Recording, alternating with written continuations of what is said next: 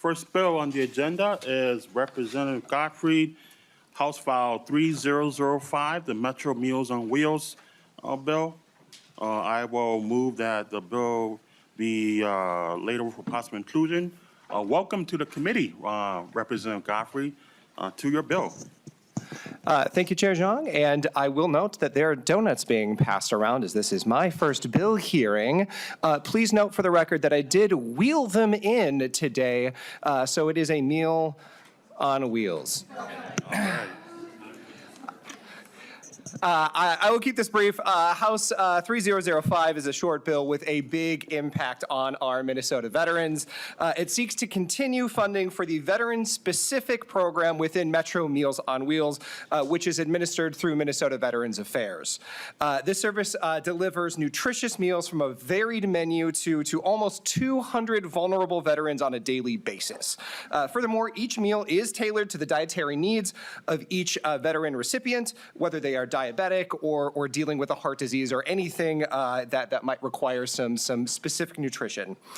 Continued funding right now is more crucial now than ever before, as the federal government has reduced funding for senior nutrition coming into this state, which has resulted in a 12% cut from last year for Metro Meals on Wheels, which has in turn strained their ability to provide service to everyone who needs it.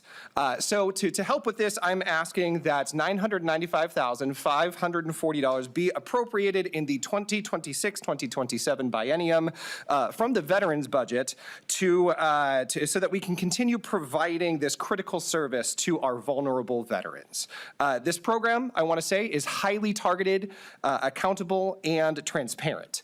Recipients of this program must demonstrate food insecurity, be age 60 or older, or have health conditions that hinder independent food access. Most frequently, recipients of this program are referred to it by social workers at VA hospitals, county veteran service offices, or the Minnesota Assistance Council for Veterans. And then finally, each recipient must be individually approved by MNVA after a thorough application. So with over 90% of the appropriated funds going directly to meals provided to our vulnerable veterans, please know that this appropriation will go to those veterans who need it most. So with that being said, I want to turn it over to those who can probably speak best on behalf of the program. We have Executive Director of Metro Meals on Wheels, Pat Rowan, and Veteran Program Recipient Carter Drake. Thank you. Why don't you all come up to the testifying table. Good morning and welcome to the committee. Please state your name for the record and you may proceed with your testimony. Good morning, Chair, members of the committee. My name is Pat Rowan. I'm the Executive Director of Metro Meals on Wheels. Meals on Wheels has been in the community for over 50 years, providing ready-to-eat, nutritious meals for our aging neighbors. And it truly is a neighbors helping neighbors program. We have volunteers serving meals to their neighbors, and we wouldn't survive without the support of individual donations, so folks stepping up to help those most vulnerable in the community. I had the pleasure to speak to this committee in 2023, and you were thoughtful enough to fund a pilot project to serve meals to veterans in particular in the Twin Cities area, and we come to you today in order to continue that program. In the year and a half that since launch, we've served over 28,000 meals to 100 and currently serve 182 individuals a day. Now we're looking not only to continue that for the next 2 years, but because it was a pilot project, you'll be hearing from Lutheran Social Services today that wants to expand that program statewide. So we strongly support that effort as well.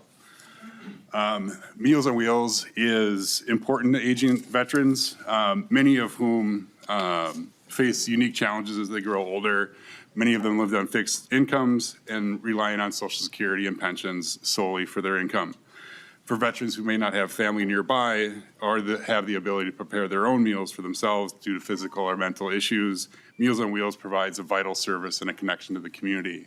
In addition to the physical benefits of Meals on Wheels, the relief of social isolation and knowing that there's others in the community that care for them is critically important for their mental well-being.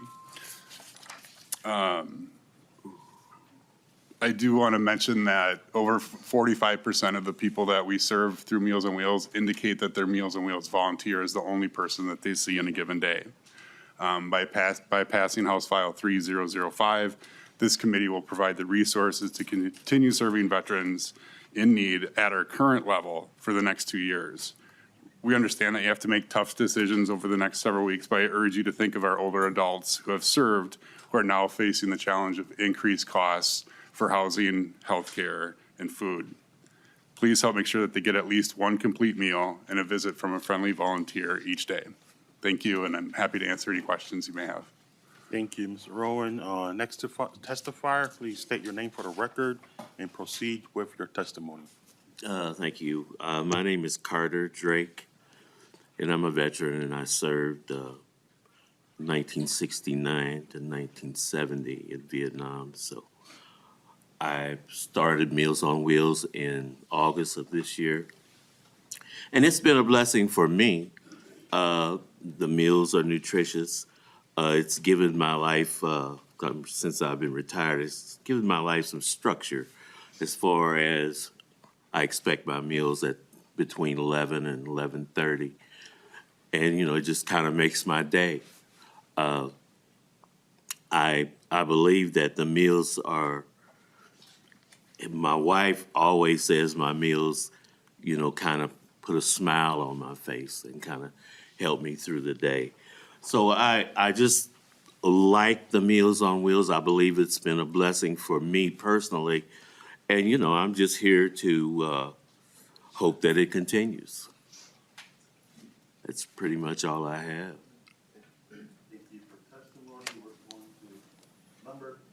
Thank you for testifying. Next is we have member questions. The first question is from Vice Chair Olson. Thank you, Mr. Chair. Thank you for this, for the bill, and congratulations and welcome to the Veterans Committee on your first bill hearing. 2 years ago, I had the same question to you, I believe, sir, and that was, how are we proving that, because it's my understanding that Meals on Wheels provides meals to any individual who is of an income or an age bracket. How are we proving that this money that is going for veterans is not offsetting the money that you would currently use to serve veterans? Because if I am a 65-year-old former vet, you know, no one's a former veteran, but if I was a 65-year-old veteran and I apply and I don't check the block that says I'm a veteran, you're still probably, if you have the assets, going to provide me that meal. Now, how are we ensuring that this is not being offset and saying, well, we were only going to, you know, we're serving every veteran we can find, and we're going to take it from this pot. We're supplanting it so then we can feed other individuals. This is the Veterans Division here. Our job is to serve veterans in this committee, and that's why you're here, to serve veterans. And I want to make sure that this money doesn't just offset and say, well, now, great, we got all of our veteran food, we're good, we're going to go and deal with other things, because that, in my opinion, that goes to a different committee. Mr. Rowan? Thank you, Chair. Representative Olson, thank you for that question. We have seen a 60% increase in demand since the beginning of the pandemic, and we are continuing to see, as a matter of fact, this week we've already had 7 requests from veterans for Meals on Wheels. Unfortunately, for the first time ever, as the baby boomer generation ages, we are seeing wait lists for Meals on Wheels. So we have funding constraints in all of our programs, and so by granting these funds for veterans, we've been able to expand those services and serve more people than we have before. And it's part of our contract with the VA that this pot is the last resort. If they're eligible for other funds, they are restricted from being on this program. Representative Olson. Thank you, Mr. Chair. Thank you for that. That last bit right there means a lot to me, that the fact that this money is the last money that you use to, you know, if they qualify for anything else, we use that first, and then that veteran aspect is secondary. So I really appreciate hearing that. Thank you. Representative Weiss. Thank you, Mr. Chair. Thank you so much, Representative Gottfried, for bringing this bill. And this program is just really amazing, and I just wanted to highlight the information that we were provided, that it's like, and as our testifier described, like, it's not just about the food, it's about making connections, it's about connecting veterans to services, about recruiting volunteers. I'm glad to see that you work with the VA on their suicide prevention program.